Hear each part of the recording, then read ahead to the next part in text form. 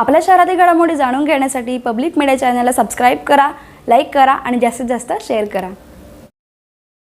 बदलापुरातील एका महिलेनं रेशनचा तांदूळ आपल्या घरी आणला। यातील काही तांदूळ हे प्लास्टिक आणि रबर प्रमाणे असल्याचा संशय या महिलेनं व्यक्त केलाय। या जागरूक महिलेनं या तांदळात भेसळ असल्याचा देखील संशय व्यक्त केलाय। हे तांदूळ खाल्ल्यानं पोटासंदर्भातील गंभीर आजार उद्भवत तर नाही ना, अशा अनेक शंका कुशंका नागरिकांच्या मनात आहेत।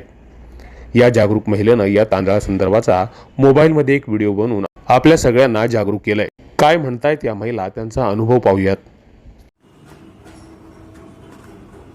नमस्कार, मी जयश्री। मी आज राशनचे तांदूळ धुवून वाळवले होते, ते निवडत होती। तर त्याच्यामध्ये हे बघा,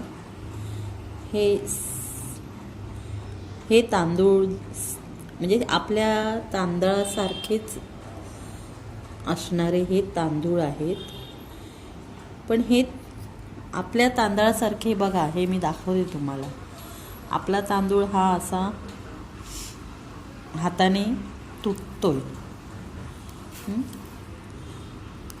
बघा याचा चुरा होतो। पण हा जो तांदूळ आहे इथे,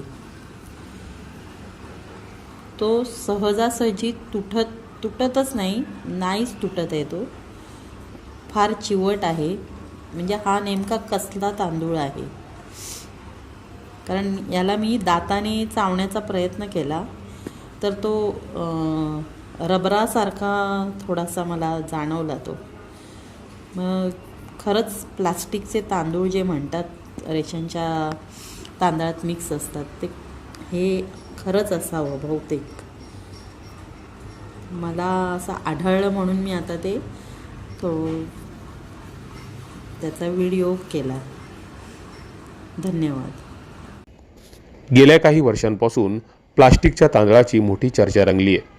अनेकांना याचा अनुभवही आलाय। मात्र खरंच त्यातील सत्य काय आहे?